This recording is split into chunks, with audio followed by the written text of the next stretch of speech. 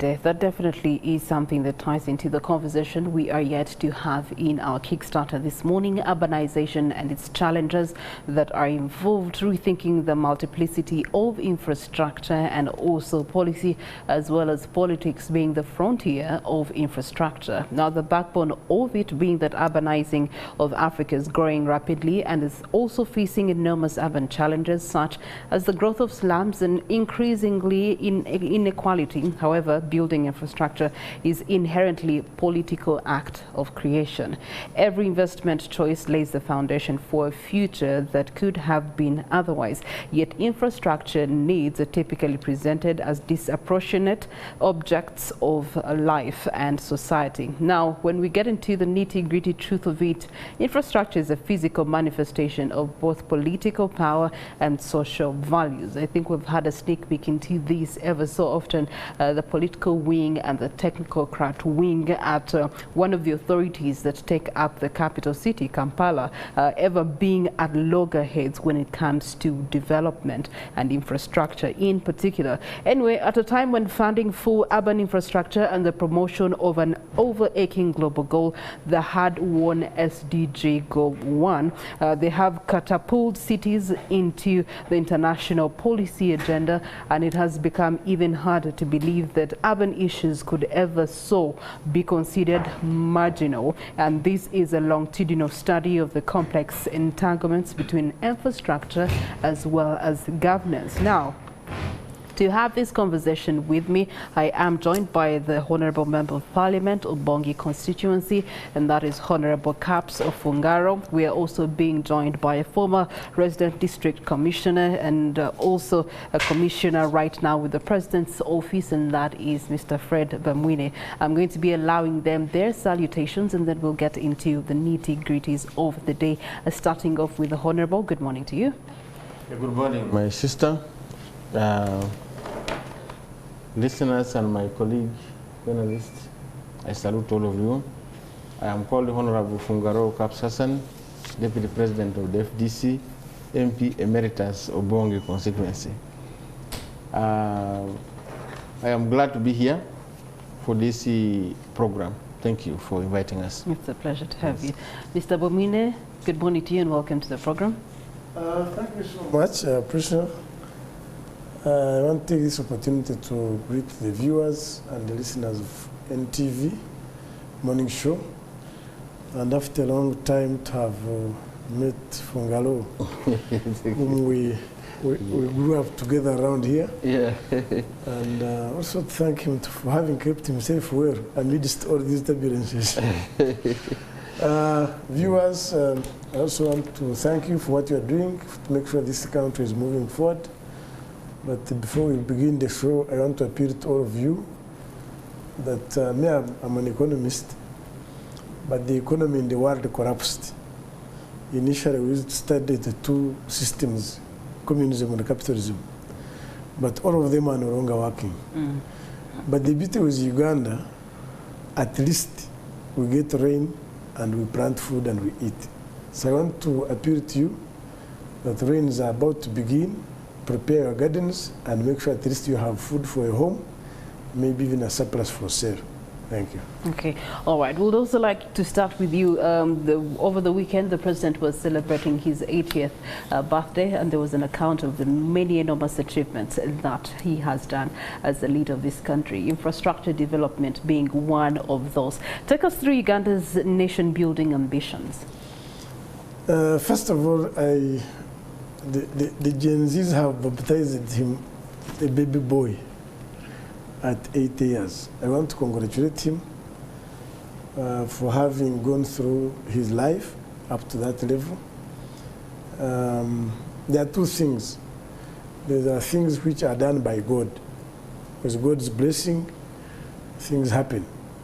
But also there is an individual, which we call self-discipline, lifestyle, that you can have some more time. So much as God blesses you, but also it's upon you as an individual to receive the blessings of God and put them to right use.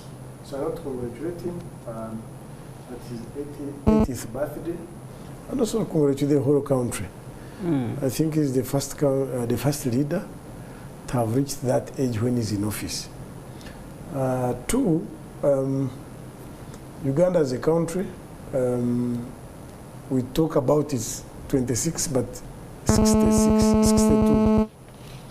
By 1986, of course, we had gone through some troubles, particularly 71 to 79, when the economy had collapsed and almost everything went down. So by 1986, most of the major roads were down.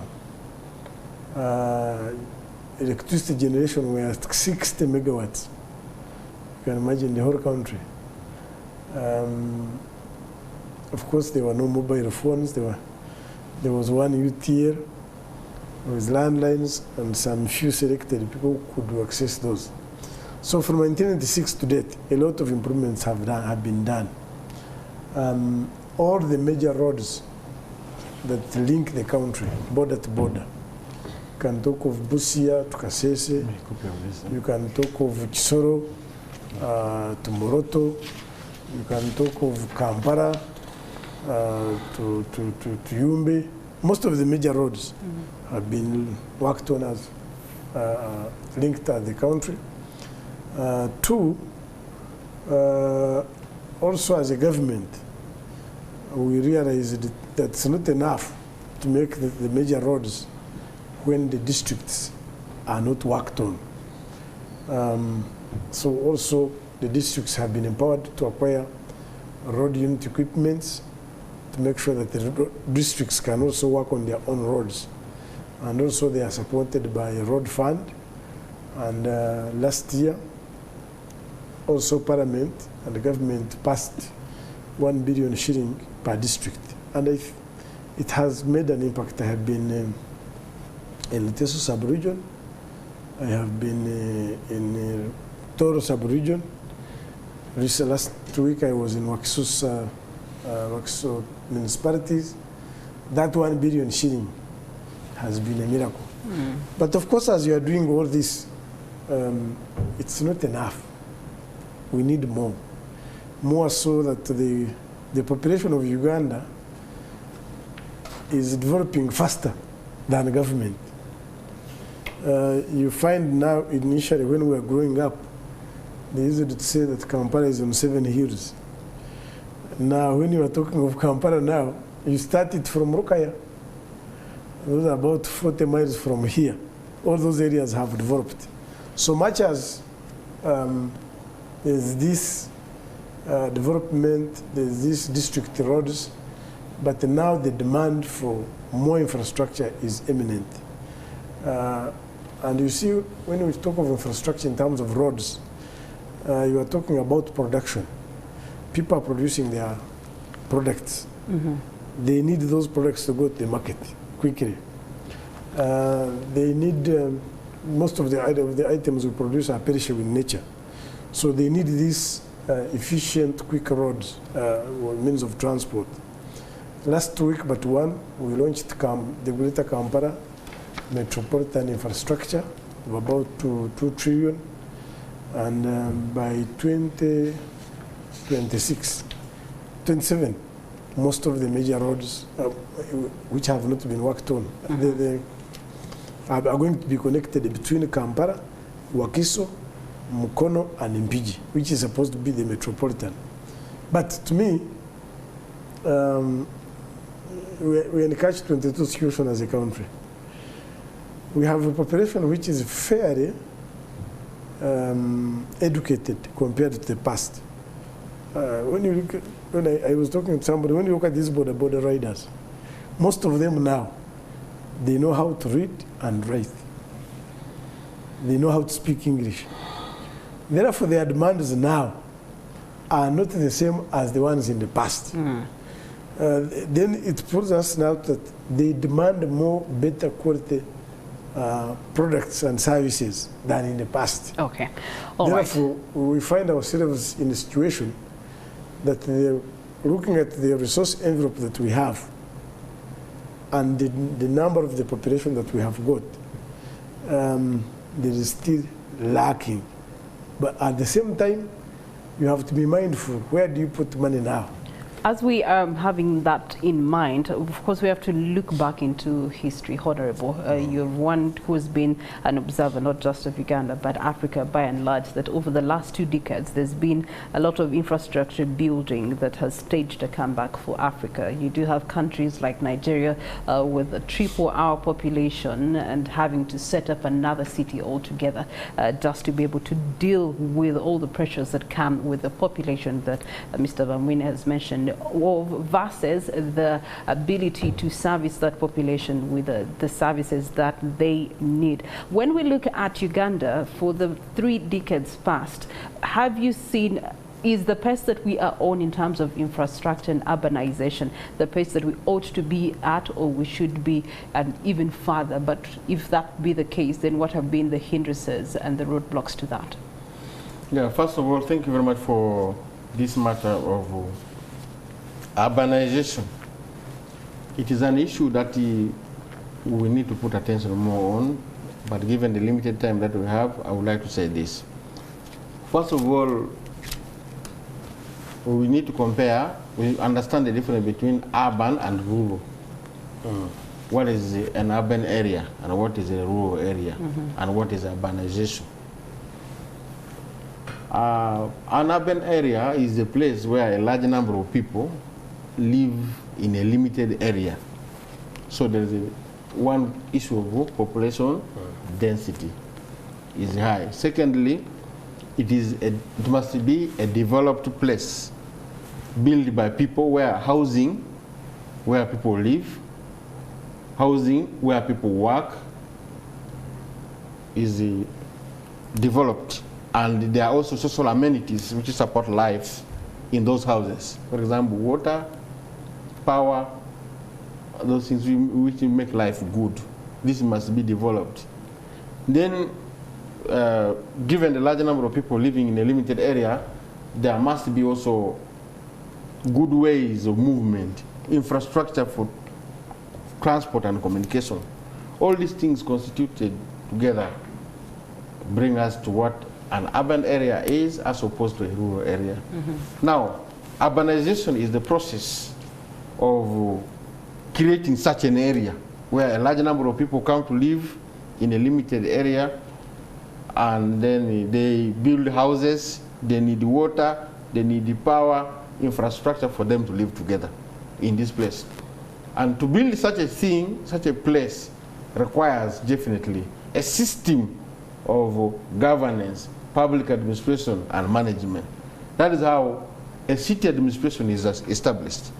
What the government is announcing here, that we are creating cities, is simply announcing the creation of an administration, a governance system, a management system to handle this large number of people.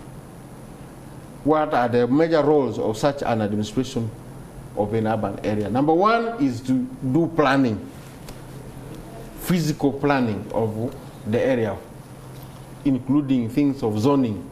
Which area is for what? Is there a special area for residential, where people live, where people work, industrial area, markets, areas for social institutions like schools, hospitals, and public spaces?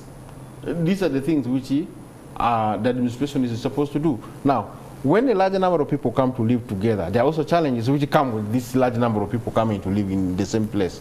Now, but one area is also law and order, crime. People come to work, a large number of people living in a town need money, they live on the money economy. Land is not an issue that where you have a large land where you can cultivate. So people have to work and they get money, and they use the money to get other things which they need in life. Now, there are also problems of sanitation and hygiene, solid and liquid waste disposal. How will the administration plan this and manage this? You can see now Uganda here, Kampala here, we are still mourning, we have this problem of Kitezi here. These are challenges which come with the urbanization. Now, with the creation of new cities, what do we come with as lessons from the existing cities like Kampala, the old one, like this one here? Are we not going to reproduce the same problem like the problem we have in Kampala? Because if you go by the things that you've mentioned, physical planning, the zoning, that has not happened in the cities that were recently operationalized. Yeah, and that's the problem. These cities were created when I was in Parliament there, and they put them to start in phases. The first phase included places like Arua, my city of origin by the virtue of the fact that I come from West Nile, places like Gulu, Lira, Mbale, those ones, Mbarara. Now, the second phase came. Now we are going to the third phase. The cities which came in the first phase are still crying of challenges which have not been addressed even in the second phase. Then you see Minister of Finance, Matia Kasaija, announcing that we have now got the money. We are bringing in new cities on board, including Wakiso, including Moroto, to mention but a few. But now, let's use one of these as an example of failure from the side of government. It is failure from the side of the government of the Republic of Uganda, the current NRM government, in the sense of planning and implementing the plan. If you go to a place like Arua, the opportunity of planning should have been made use of, because the area is vast and like has many characteristics of a rural in the sense that the population is not congested, like the area is not very limited. Now you need to plan, for example, create a road network with road reserves when the area is not yet fully congested. And you need to provide road equipment, open these roads before people move there. Now you go to Arua. Arua city is still operating on a budget of like the municipality budget, and most of them are operating with that kind of budget. Yet a municipality is smaller, therefore has a smaller budget than a city. Arua should have been given a unit, a complete set of roads equipment to open the roads, and also a system of solid and liquid waste disposal, garbage systems, landfills. Which system, if we don't have, which we don't the capital city, you need the private sector to help you in that regard. So how much more we see that the government of President Museveni now is not driven really with the desire, the natural need to make cities serve the people. It is like a political statement. And these things come near elections. You can see these ones are coming towards the election of 2026. The other ones came towards the elections of 2021. They came around the year 2020 there. It's like saying, now we are dividing things, eating. Now you have yours is a district, you vote for NRM, yours is a city, the city is coming. To excite the people and make the people believe that NRM is good, therefore we should prepare and give them votes. So it is like a campaign mechanism. It's not really a way of improving lives. A city is to improve lives of people. We should have better housing, better water supply system, better electricity, better roads. When you move from the village to the city, you need a better life. But now if you move to a city which is dirty, what kind of better life do you have there, my brother Bamwine? If you go to a city where there are no jobs, if you go to a city where the roads are full of potholes and you have this natural phenomena of flooding, the roads and the dwellings of the people are taken up by floods, people build into wetlands, the wetlands are not properly. Okay, there are places where people build on water.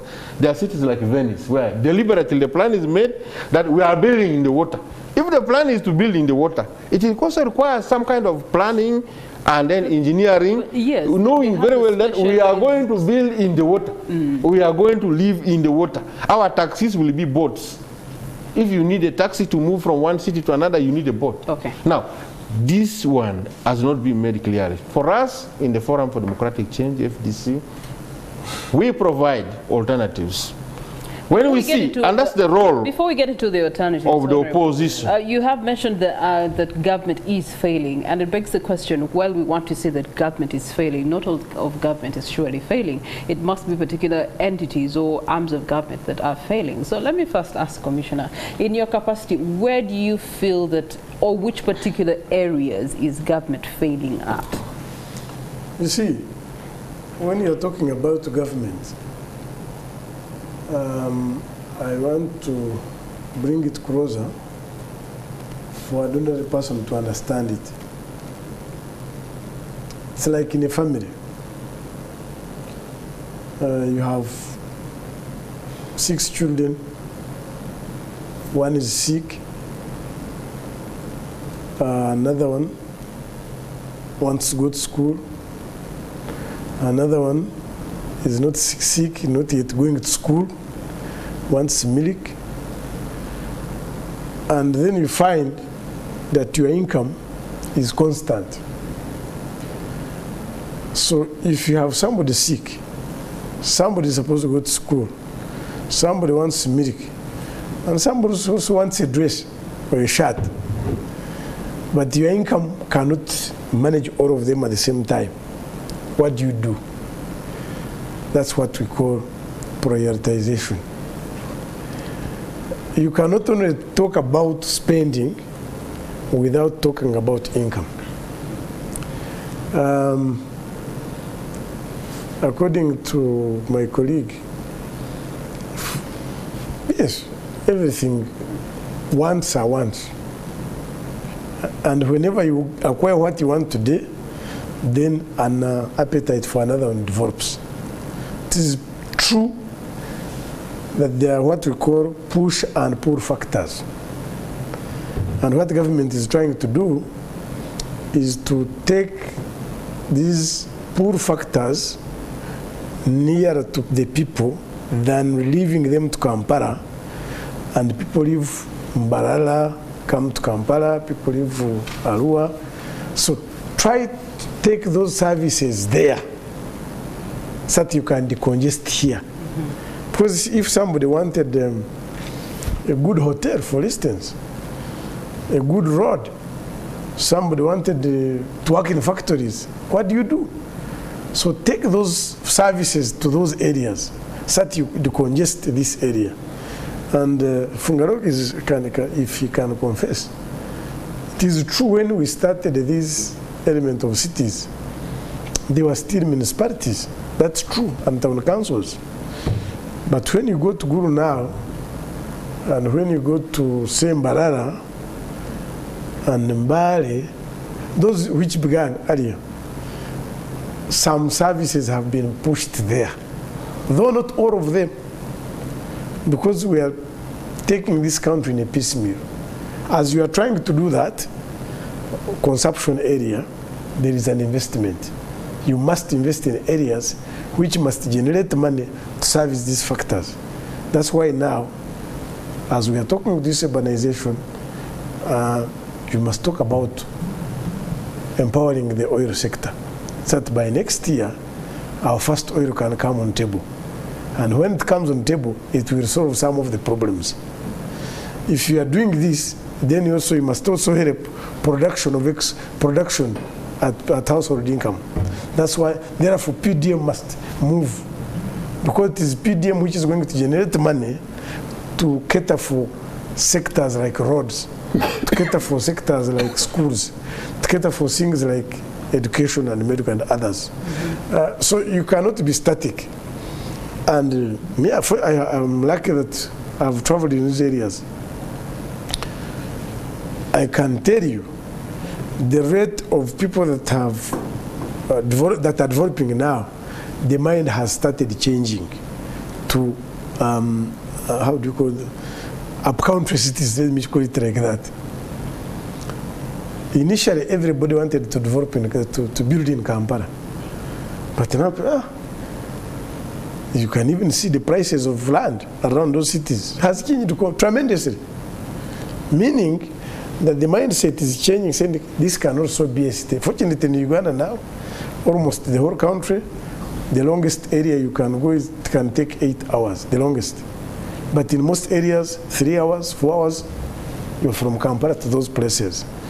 It is only that we have limited resources, but in the budget the other day. And in those limited resources, we're already having limited service being delivered to people. You talked about services being extended to people when you use, make cities of those areas, meaning that you'd have a migration, people going back to their localities of origin. But then again, if we were to interrogate it in the sense of assessing what the present existing services are in those areas and how the hospitals are dilapidated, they've not been attended to in years, and how the staffing is very low compared to the population that has to access the services there, and how up to date water is still a challenge in some of these areas. Most recently, the national grid to Fungaroo's area was just commissioned. Is now a national grid. It's now, but should it have been now? It could have been earlier, But and so when you make that assessment and we throw out this word services being extended, what is the quality of services? You are right. You are right. You see, if wishes were horses, everybody would be riding. But the last week we were in the national conference, the budget conference. One of the things that have been indicated in the coming budget is physical planning. Is one of the things. Two. When we're talking of equipment... Budgeting for 2025, 2026. Yeah, 2025, 2026. Two, of course, production in PDM has been emphasized because you must continue making sure you're developing, you are producing. And three, we're also looking at, of course, oil, to make sure that oil comes out. The coming budget is trying to say, it is trying to speak,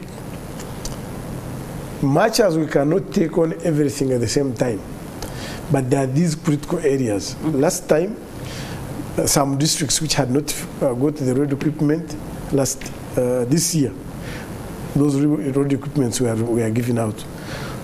What's remaining are cities. In terms of road equipment, and I agree with Honorable Fungaroo, that if you open up these places before they are fully occupied, the cost becomes cheaper and the planning becomes better. But at the same time as you are planning, you have it in the plan, but actualizing it, what do you do? So that's why we are saying, okay, something like health cannot wait. It's one of the areas that you must continue upgrading until you reach. Something like production, you cannot wait. But there are some roads you can wait, for instance. It's not that they are not required, but not now.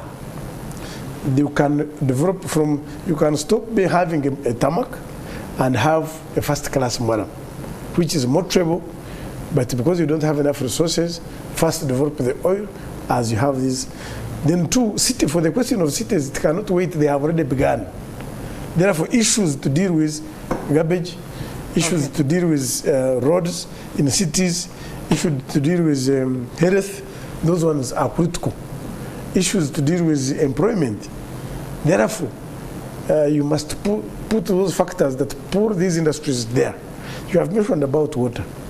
Honor was at least he is a witness. The water coverage in this country now, can we call it, how do you call it? Water? Good water. Let's call it good water. We are not 75%.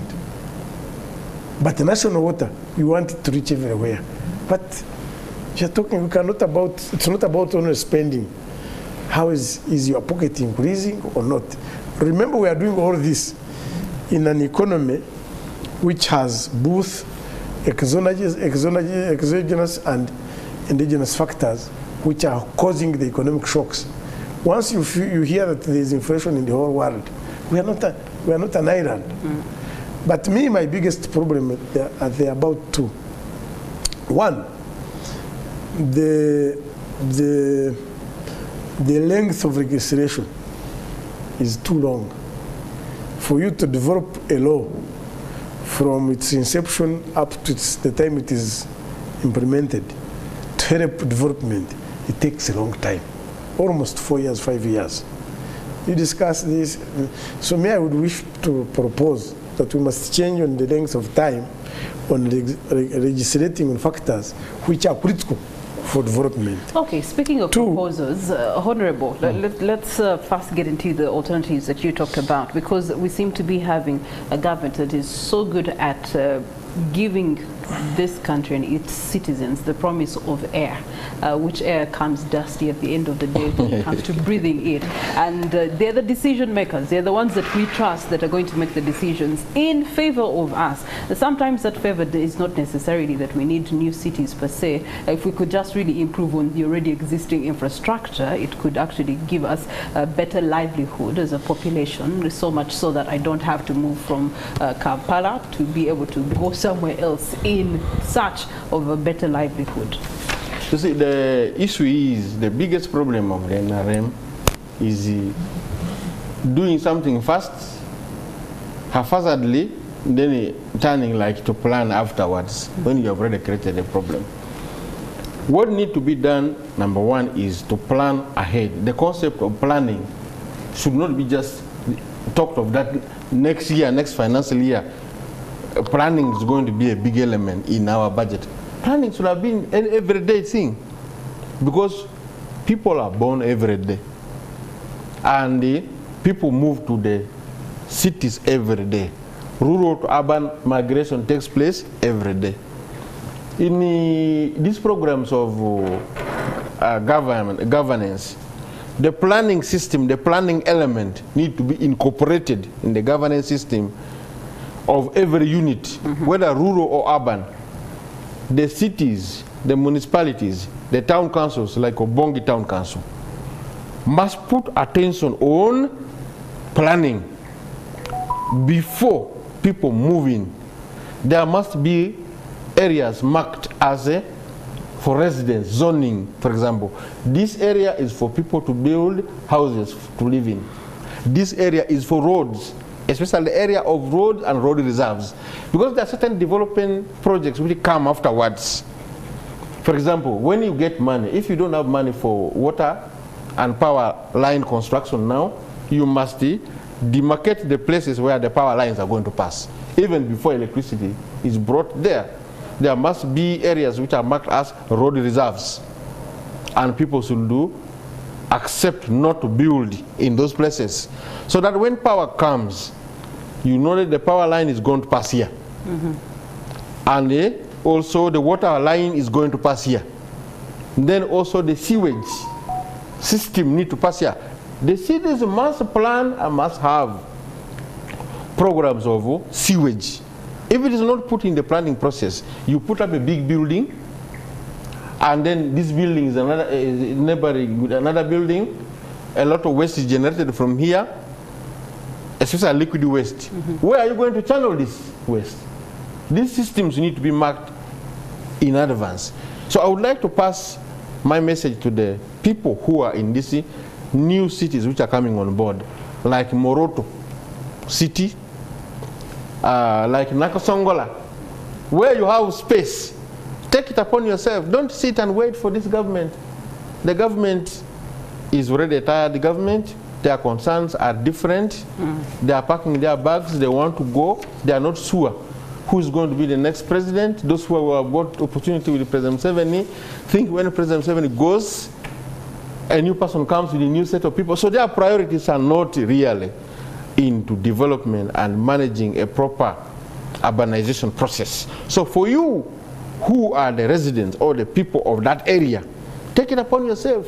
Let the LCs, the local council want, the ordinary citizens, take it upon themselves that having a good road network is a good thing for them. You should be actually the ones advocating to say, let the road pass here, and make it less expensive to build the roads. For us in Obongi, when we saw this thing of urbanization coming, we were still heading towards a town council. We now have a town council. I shared with the people, mobilized the people through Obongi Day conferences, and we made sure that people accepted the idea of opening roads. We planned our small town, even using a private surveyor whom we got from an NGO. Okay. And people accepted to open the roads. By the time the town council came, people wanted to build the shops. They already opened the streets, and to put a shop is easy. When we got the chance of putting a pipe water supply system, we already have the roads which are open. You go to Obongi, you'll find this. We organize also a tour, a study tour, taking the Obongi people to Arusha city to see. First of all, bringing them here to Kampala. Important to make that decision. Yes, yeah. And then we took them to Nairobi, to Arusha for 1 week. To open their eyes. To open their eyes, to see. And I am happy today. I see the people who went for that study tour. They are the ones managing the urban development system. Okay. From, you see, the office of the town clerk, the town agents. Some of them have been elected as leaders in the political wing. And now they manage the urbanization. They know that, the other time when we were in Kampala, we saw this. When we were in Nairobi, we were in Arusha, we saw this. All right, so when we I would like us to take that model Yeah. of Obongi, where you plan ahead. You don't wait for government. When government comes, it defines when you are. We'll be talking moving. to the commissioner in regards to some of the studies, the case studies that government has been able to benchmark on to be able to come to some of the decisions regarding urbanization on our Pearl of Africa land. Do stay with us. For joining us still on Morning at NTV. We get to look into Wednesday's edition, policy and politics on the frontiers of infrastructure development in this country.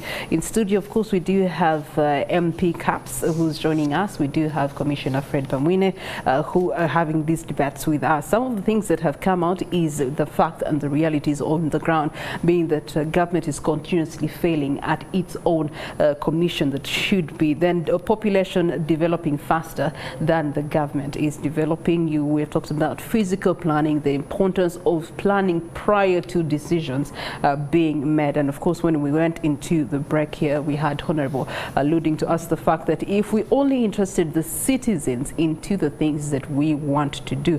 For example, I think the best example we have on ground of citizen engagement is when we have the budget cycle, and you do have some civil society organizations that have come out to encourage government to engage citizens up to the grassroots level to understand and be part of the budgeting process for them, so that at the end of the day, on a national level, when decisions are being made in the August House, it is in line with the population and the masses. Why not the same for urbanization and infrastructure development? And of course, you do have, Commissioner, you are being put on the spot, given the fact that Obongi here had to take matters into their own hands and have a case study, taking some of its members and leaders into other communities to realize how important it is that they made the decisions that they need to make. It begs the question, what are the benchmarks as a country that are being bent on to make the decisions that we are talking about this morning? No.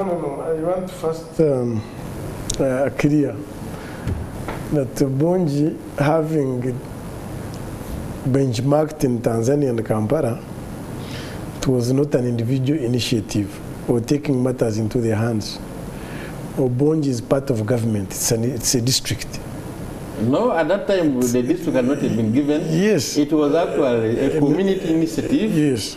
And given the fact that with this leader, yes, he was a leader, a member of parliament. And in Uganda, there is no constituency without a member of parliament. And that's why leaders are being appointed for and paid for.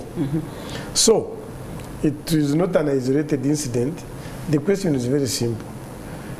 If Honorable Fungaroo managed to do it, what about the rest members of parliament, 500 plus?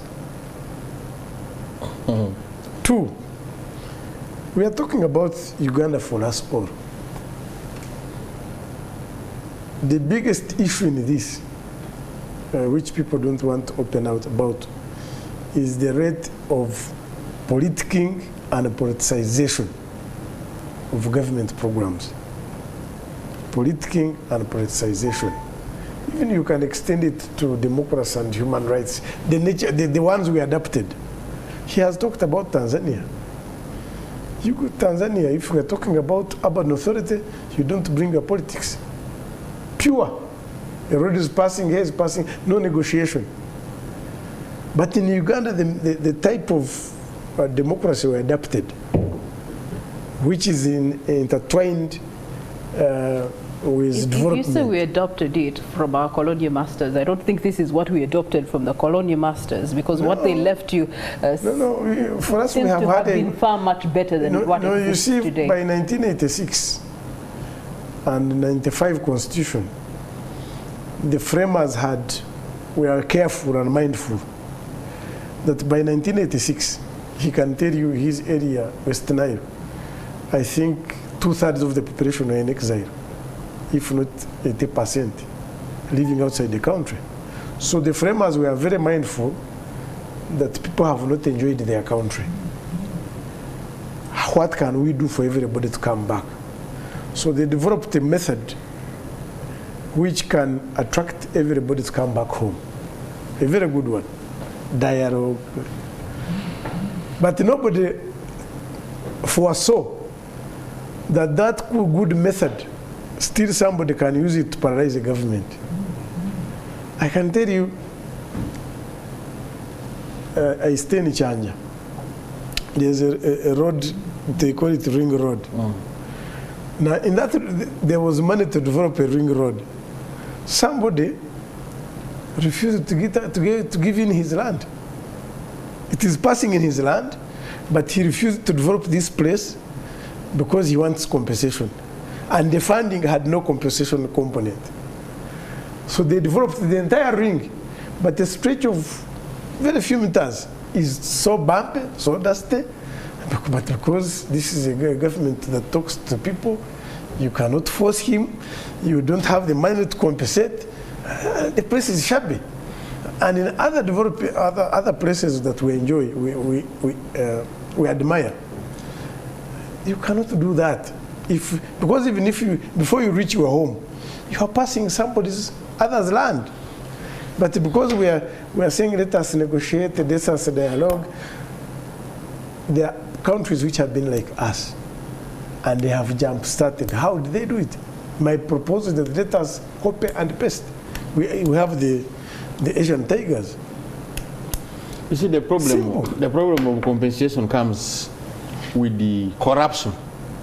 Those who do road mapping and they know that the road is going to pass here, they go and sell this information to people. Yeah, we are going to pass the road. But like in this particular case, and then people start buying land. The very same people in government, but they build speedy and even wiki structures. They just say without cement, they paint. Yeah, no. Then they come and do assessment. At the end of the day, government is made to compensate, to pay for something which is even not there. That's how this Kampala Express, Entebbe Express Highway, and the Nakawoka construction that is taking becomes very expensive. But even if I went to my advice to the cities, the new cities, is this: desist from this thing of like trying to profit from the coming of the city in terms of opening of roads, because a city is a permanent place of residence. You live here, this is your place. If you want to say that you want compensation first, before a road can pass, you are killing your city. You are bringing home a slum area. So I would like to urge the people to go for a community-driven urbanization, so that you are ready. First of all, the community is ready for urbanization. When donors, when you talk about community-based urbanization, it still has to be driven by a leader. Leadership. And that leadership is the public servants. And for us, which public servants are not doing that? What they do is that they come in. No, it's okay. That's why I'm going to talk to them. Don't worry. You'll be sorted. So that's the politicking that Mr. Bamwine is talking about. Mr. Bamwine, let's continue. Yes. What he's saying, first of all, for instance, you know there are two types of development of infrastructure. Others, there are programs where there's compensation component.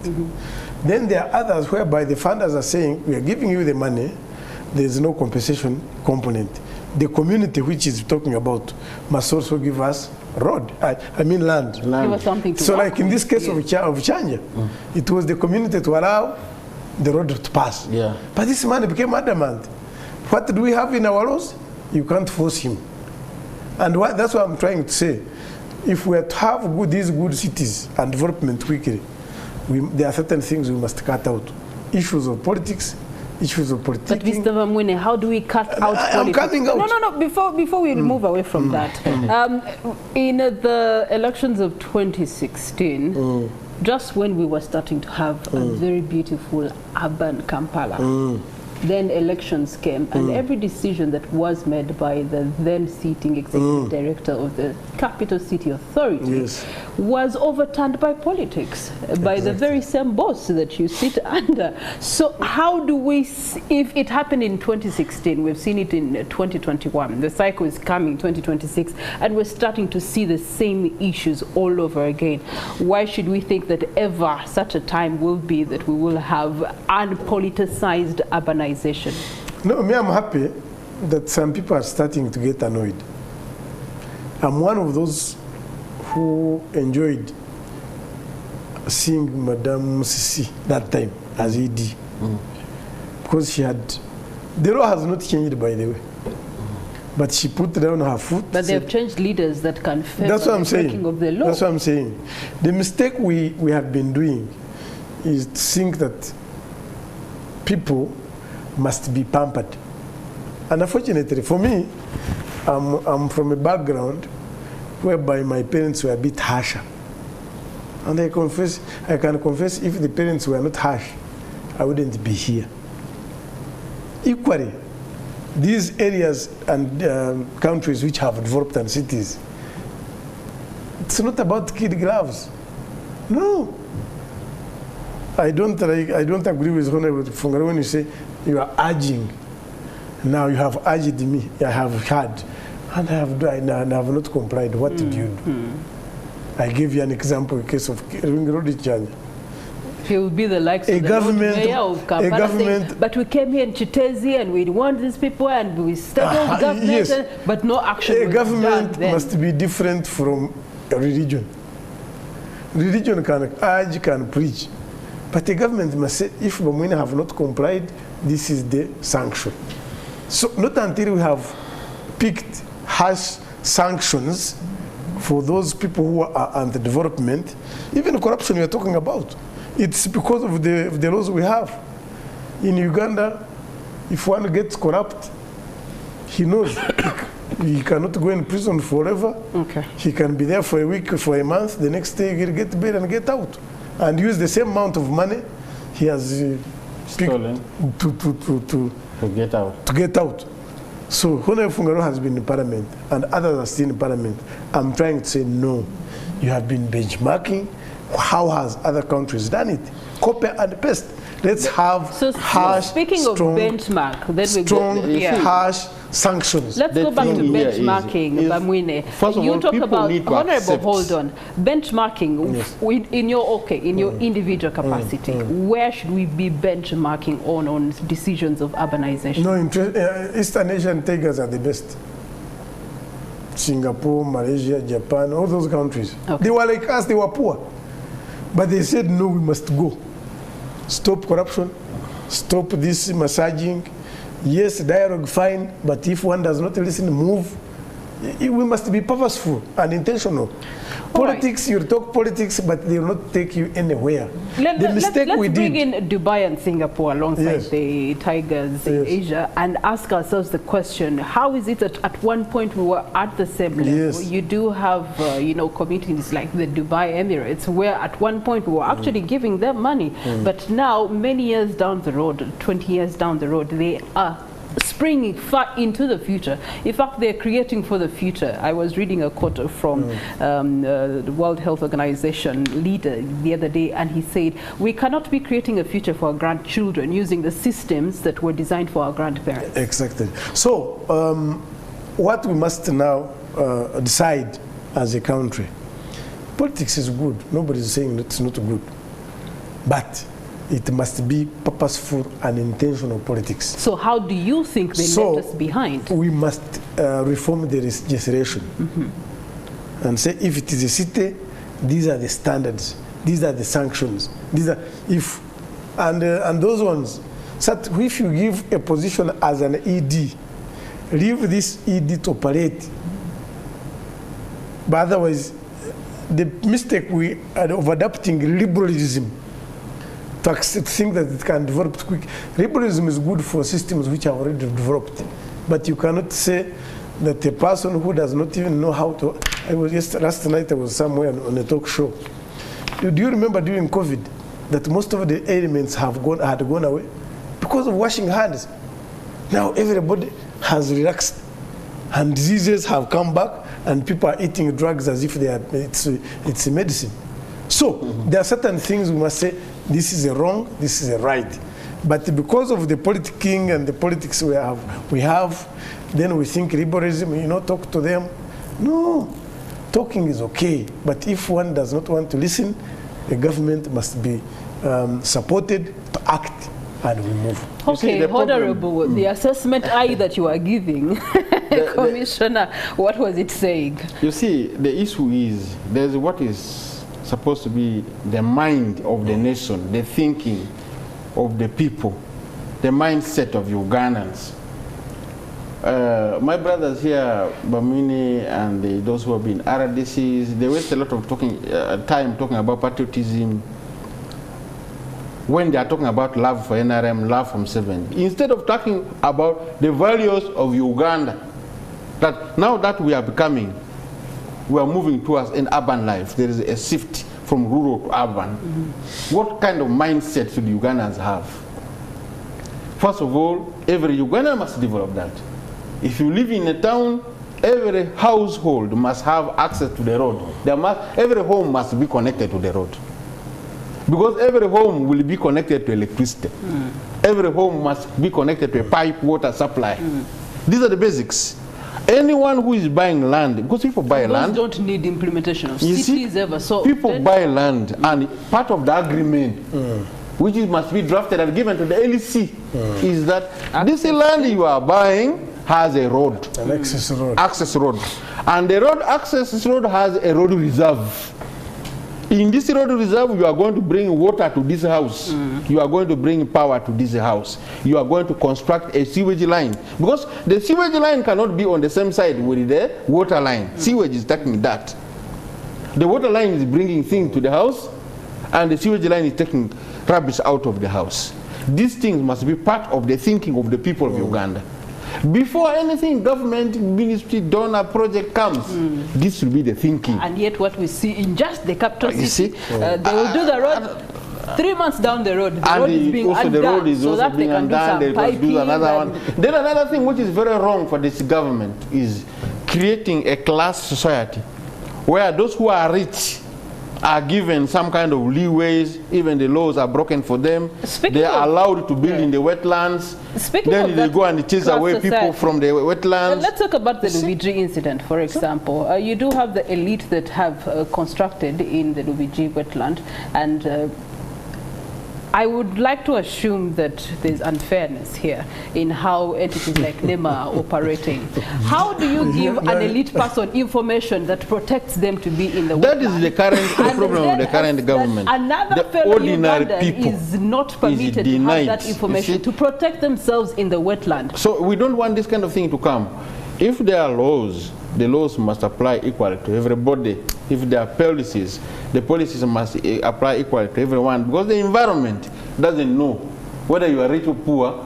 You pass through here, you drink water, you breathe the same air. So the conditions provided for people to maintain a clean air, for people to breathe in, good road network, and infrastructure facilities provided should be there for all people. And there must be more of sensitization, sharing of ideas. When somebody needs information and someone goes to a local government setting like a town council, this information should be readily available. Now, the problem with the cities is here. Even the technical people are missing. If you go to those cities there, the city clerks, of the 22 city clerks required in this total here, there are only 4 who are already substantive. Others are acting position. And yet you have so many people who are qualified. And in the acting position, the one above will say, because you're in acting position, you don't have the power to run. So government has problems of manpower. These cities have problems of revenue. They have problems of money. They have problems of corruption. So how do you bring in new cities on board when the old ones are still reeling, suffering with these old problems. It is also a problem of a tired government, a government that has given up the real things of governing to improve lives of people. That's what we see. I think Fungaroo has done me good. He has not departed from the issue of politicking and politicizing, because he ends with a tired government which is about to go. And me, I'm saying, even if this government left and the new one came, in the current setting, you are not doing much, because the issues to deal with are with all Ugandans.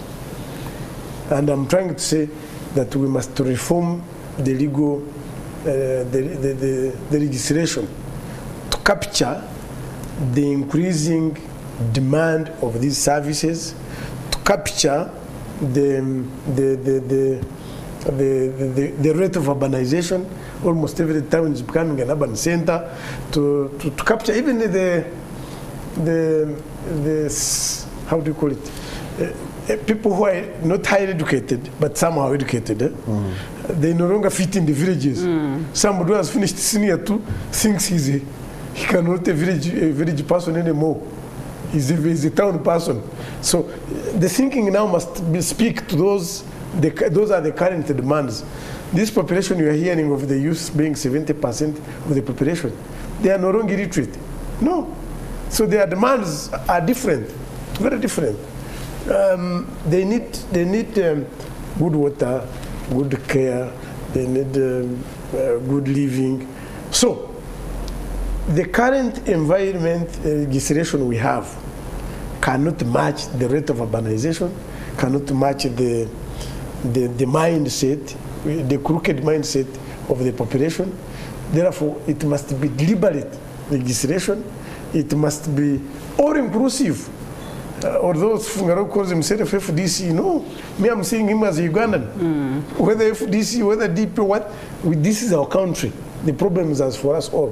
When we are talking about these issues, we are talking about spending. What about income for this country? How is it? Is it tandem? If you are talking about corruption, you want to say that the corrupt people are those ones who are supporting government? No. Ugandans, if you are talking about corruption, it's across board. So you must be honest if you are to develop this country. It is those who are supporting government the most corrupt. Because they have information where money is going, where money is coming from. They know it, and they plan to steal. Actually, stealing in the current setting of the NRM is done in a racket. There's more planning for corruption. Corruption, yes. There is a racket. Once a project is coming, some of them we have seen in Obongi like this. You see, once now you adapt, you accept and say, it is more in those who are supporting NRM. That means you are putting grades of corruption now. Corruption is corruption. Whether small, whether big, the issue is, we must say, it is bad. How do we address it? We all address it as a country. Collectively, fortunately, between me and you... Let him finish. Between me and you, we have been around for some time. Yeah. We know what we are talking about. Even our own families. You know, these ladies in Uganda developed something called the Sentezaka Meza. Do you know what it means? Sentezaka Meza is money you leave home for buying home items. You leave money to buy sugar, for instance, a kilo of sugar. They buy a quarter kilo. For you know they have bought what? Corruption is as bad as that from families.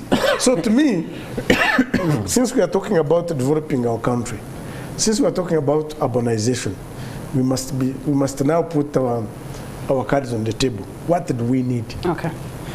All right, Honorable. The element there. This one, the element. These compromises must be done away with. The problem, this one, you need to check it properly. There are people who are very corrupt. They put on yellow everywhere, yellow. Now, when you say there is corruption, they say you are anti-government, you are anti-NRM. I was attacked in Obongi there badly, including by civil servants and politicians. When I was saying, please don't steal money. Obongi is still a young place. We have just been given a district. Don't steal.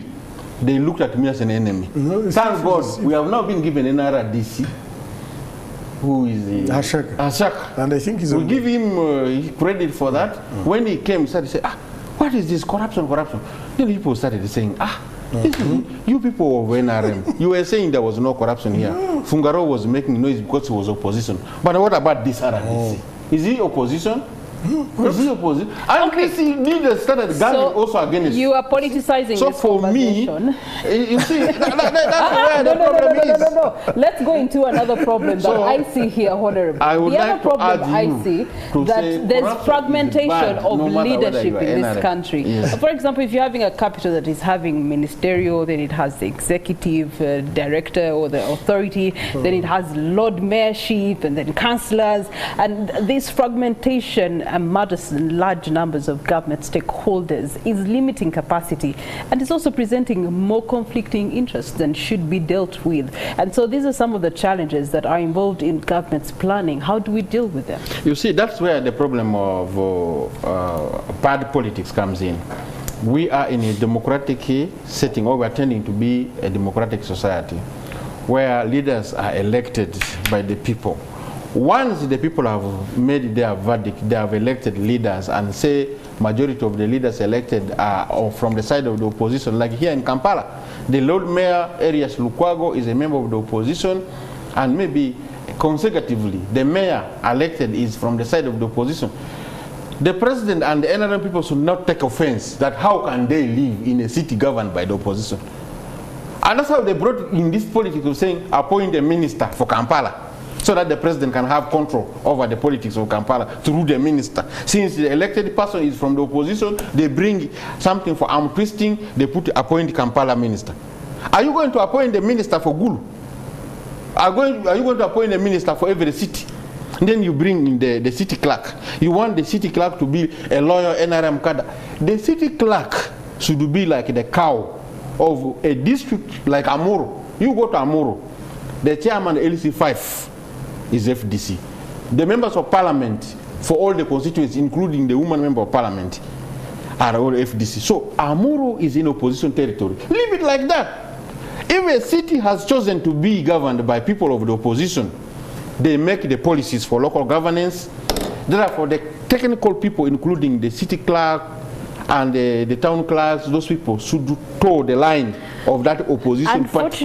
Don't bring this element of say you appoint a minister for Kampala, for Mbarara, for Gulu, for Arua, and then you want the town clerk or the city mayor, the clerk to be a cadre of NRM. That's how you bring in the confusion, and that's how Kampala politics has been confused. Unfortunately, not just Kampala politics, but politics and management. Kampala city management has been confused because of this. There is always a rift between the force in a direction, region, and therefore there's less development because the region is blue. There's less development because the region is red. Only this Yet at the end of the day, you friction. are all here saying that we are citizens, and therefore we shouldn't be drawn on the lines of colors. Anyway, as we conclude this conversation, Mr. Bamwine, let's talk about the capacity that government bodies have to plan for and manage. If you interfere with the leadership, political leadership, through this thing of bringing a hostile town clerk. Honorable, I'm done with you. Thank you so much for your submissions. We conclude with Mr. Bamwine, the capacity of government bodies to plan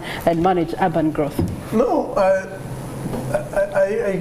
can tell you this country is not short of professionals to manage institutions and bodies. The problem, that's not a problem. The professionals, we have them.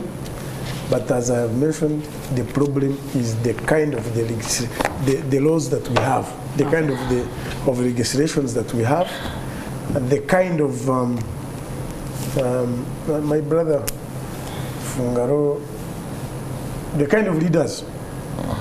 Let me give an example. Whoever gives me, I have been appointed by the president in my career as an RDC, now as a commissioner. But me, when I occupy this place, I don't, when I'm in this office, I don't ask your color or your political party. The question is simple. What issue do you have to be sorted out? So to me, the issues to deal with, one is politicizing and politicking.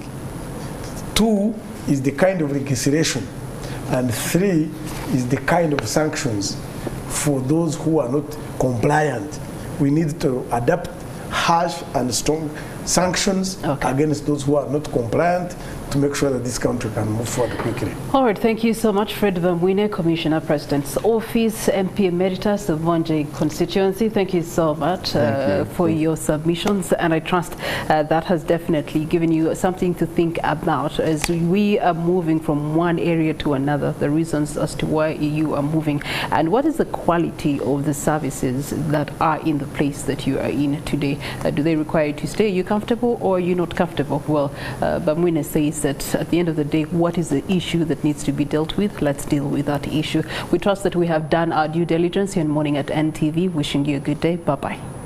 Thank you very much.